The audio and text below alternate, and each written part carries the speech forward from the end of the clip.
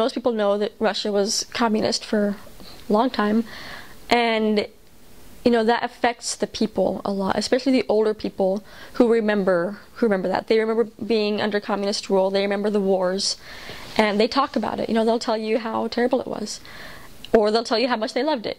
People have different opinions about it. And anyway, in '91, when the wall came down and missionaries were allowed in, and there was no more communism, people all of a sudden had this new freedom that they could do what they wanted. They could make their own decisions, and there was kind of an interesting phenomenon in the church. When the missionaries first got there, they had lots and lots of baptisms, lots of converts coming to the church. And partially that's because the people were able to make that own choice for themselves. So I hate to say it, but a lot of people were baptized because, hey, they could. There was, hey, it's a new cool church, great missionaries, we can be baptized.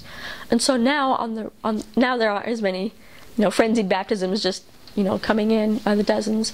But now on the church rolls, there are lots and lots of inactive members. There'll be a ward that you go to, and there's about 40 members who come.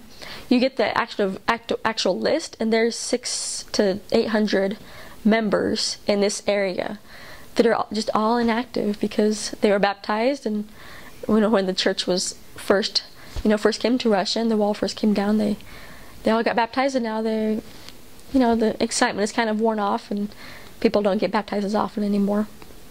But so that's just kind of something interesting, is that they